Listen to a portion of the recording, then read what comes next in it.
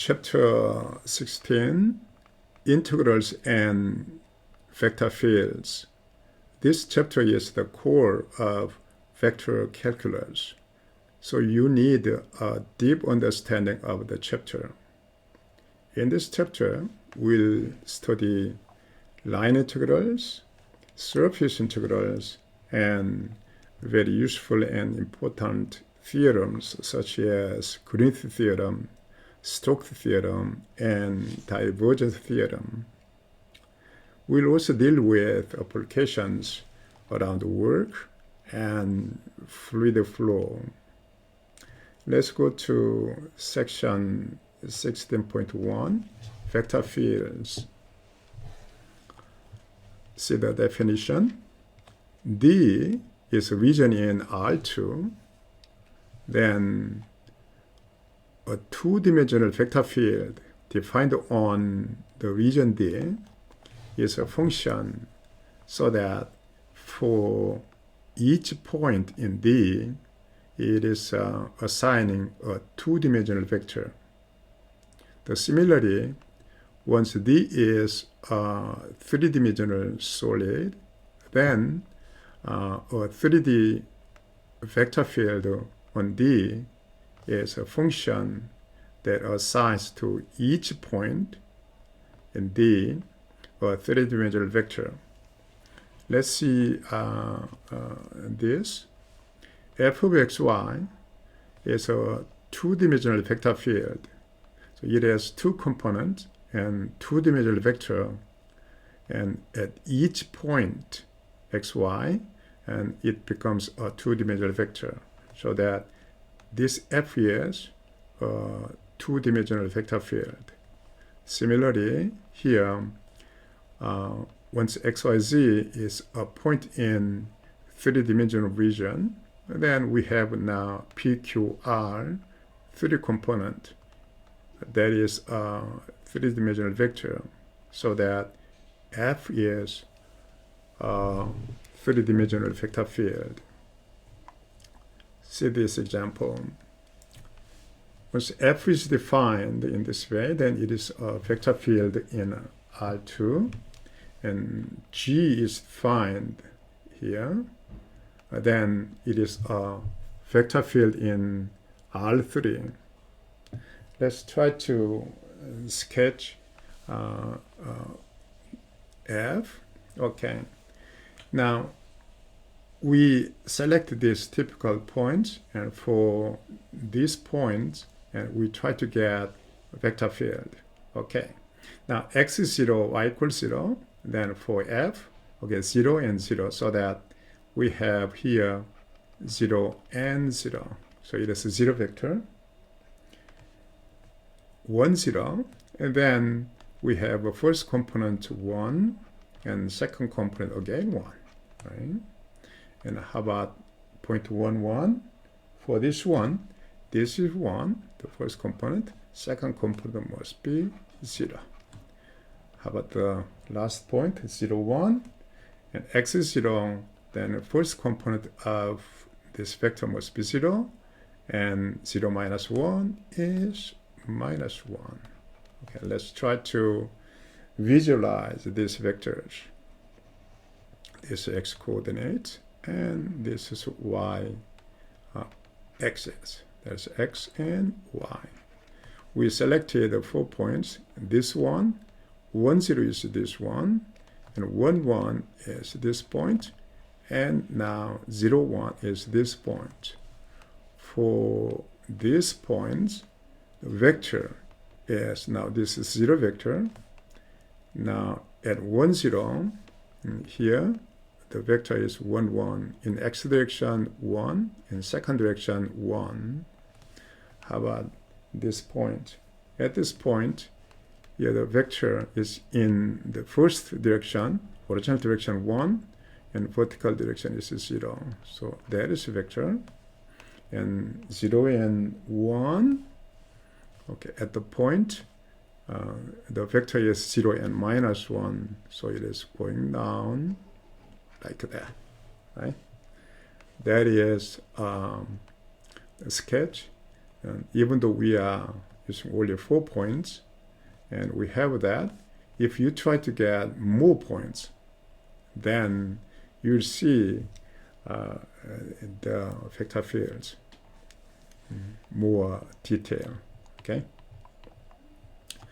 let's do one more time. Now f of xy is defined in this way: minus y and x. Describe f by sketching some of the vectors. Okay, again we select these 4 points. Now for these 4 points, vector, the corresponding vectors are, okay, minus y, so it's 0, and x is 1. Okay. And minus y, minus 1, and x. Minus y is 0, and x, which is minus 1. Right? And then finally, minus y, which is 1, x is 0. So we have these 4 vectors for 4 points. Let's try to visualize these vectors in xy coordinate system, x and y. We selected this point, and 0, 1, that point. Minus 1, 0 is this point, and 0 and minus 1 is this point. Now, for this point, vector at 1, 0, vector is 0, 1. This is a vertical length 1 vector. At 0, 1, now that is x is negative 1, y is 0. In y direction, no change. In x direction, minus 1. For this third point, now the vector is 0 and minus 1. In vertical direction, minus 1. Finally, at 0 and minus 1, here vector is 1, 0. So we have that. So for these 4 points, this is a sketch of the vector field. Okay. For the vector field, let's consider dot product along with x. Then x dot f of x. Of course, this boldface x is xy. So we have this dot product. Then that must be 0, which means that now for each point, x is the position vector. So that if we consider for each point now position vector, then position vector and the vector are orthogonal. So it's perpendicular, and because the dot product is 0. So it's actually, we see that this is a position vector and orthogonal, and position vector and orthogonal again here, right? So we can say that f of x defined as minus y and x is perpendicular to the position vector x. Now, if we try to measure the length of the vector, then that is same as length of x. So we say f of x has the same magnitude as x. This figure shows the vector field only showing directions. And if it's around 1, but the length is 1, but if we go over there, the length of vector is very large, so that it's not easy to see. So along with this figure, we see only directions. Now that is the vector field we can see. Okay. Now we can sketch the vector field in R3. quite similarly. Okay, we consider simply this vector field f of x, y, z is g times k, so that is 0, 0, z. Now in 3D coordinate system, we can visualize it. Okay, that is z direction, y direction. This is x direction, x, y, and z. For each point, now only the vector is vertical.